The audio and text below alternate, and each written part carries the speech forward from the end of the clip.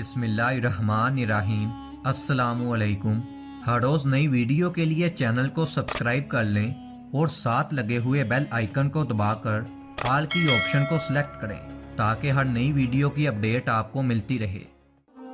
سورۃ الفاتحہ نور ہے، چنانچہ حضرت ابن عباس رضی اللہ تعالیٰ عنہ بیان فرماتے ہیں، ایک مرتبہ جبریل علیہ السلام نبی پاک صلی اللہ علیہ وآلہ وسلم کے پاس بیٹھے تھے کہ انہوں نے اوپر سے ایک دروازہ کھلنے کی زوردار آواز سنی۔ سر اٹھایا اور فرمایا کہ یہ آسمان کا ایک دروازہ ہے جو آج سے پہلے کبھی نہیں کھولا گیا، اس سے ایک فرشتہ زمین پر نازل ہوا ہے جو آج سے پہلے کبھی نہیں نازل ہوا۔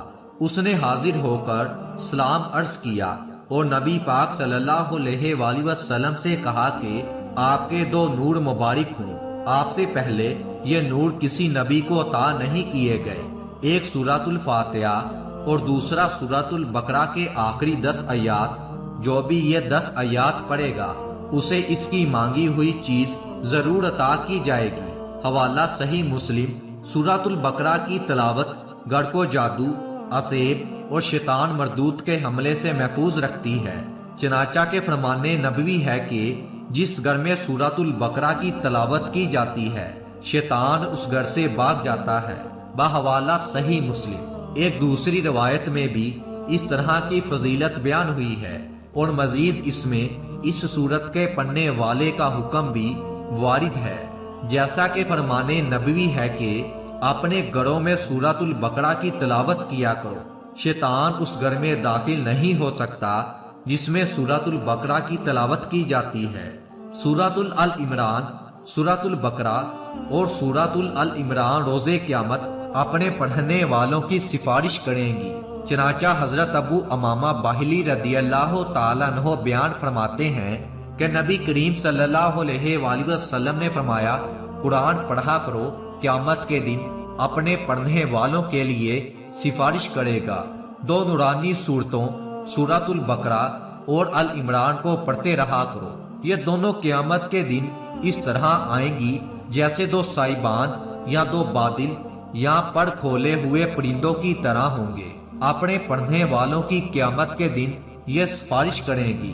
بحوالہ صحیح مسلم۔ سورۃ البنی اسرائیل۔ حضرت عائشہ رضی اللہ تعالیٰ عنہا کا بیان ہے کہ نبی کریم صلی اللہ علیہ وآلہ وسلم ہر رات سورۃ البنی اسرائیل اور سورۃ الزمر کی تلاوت فرمایا کرتے تھے۔ سورۃ الکہف کی ابتدائی 10 آیات حفظ کرنے والا دجال کے فتنے سے محفوظ رہے گا، چنانچہ نبی پاک صلی اللہ علیہ وآلہ وسلم نے فرمایا، جس نے سورۃ الکہف کی ابتدائی 10 آیات حفظ کر لی اسے فتنہ دجال سے بچا لیا جائے گا۔ بحوالہ صحیح مسلم۔ بروز جمعہ نماز فجر میں نبی پاک صلی اللہ علیہ وآلہ وسلم سورۃ السجدہ کی تلاوت فرمایا کرتے تھے، چنانچہ حضرت ابو ہریرہ رضی اللہ تعالیٰ عنہ کا بیان ہے، نبی پاک صلی اللہ علیہ وآلہ وسلم جمعے کے دن نماز فجر میں الف لام میم تنزیل السجدہ اور حل اطال الانسان کی قرات فرمایا کرتے تھے۔ بحوالہ صحیح بخاری۔ سورۃ الفتح۔ نبی کریم صلی اللہ علیہ وآلہ وسلم کو کائنات کی ہر چیز سے عزیز تھی، چنانچہ زید بن اسلم اپنے والد سے روایت کرتے ہیں کہ نبی کریم صلی اللہ علیہ وآلہ وسلم ایک سفر میں جا رہے تھے، حضرت عمر رضی اللہ تعالیٰ عنہ بھی آپ کے ساتھ تھے، رات کا وقت تھا۔ حضرت عمر رضی اللہ تعالیٰ عنہ نے سوال کیا کہ لیکن آپ صلی اللہ علیہ وآلہ وسلم نے کوئی جواب نہ دیا۔ انہوں نے پھر سوال کیا، لیکن اس بار بھی آپ صلی اللہ علیہ وآلہ وسلم نے کوئی جواب نہ دیا۔ انہوں نے تیسری مرتبہ سوال کیا، آپ صلی اللہ علیہ وآلہ وسلم نے تب بھی کوئی جواب نہ دیا۔ اس پر حضرت عمر رضی اللہ تعالیٰ عنہ نے کہا کہ عمر کی ماں اسے روئے، تم نے نبی پاک صلی اللہ علیہ وآلہ وسلم سے 3 مرتبہ سوال کیا لیکن آپ نے انہیں کسی بھی مرتبہ جواب نہ دیا۔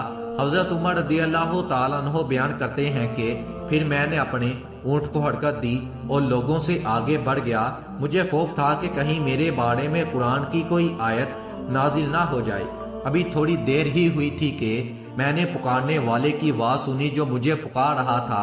میں نے کہا مجھے خوف تھا کہ میرے بارے میں کوئی آیت نازل نہ ہو جائے، بہرحال میں نبی پاک صلی اللہ علیہ وآلہ وسلم کی خدمت میں حاضر ہوا اور سلام کیا۔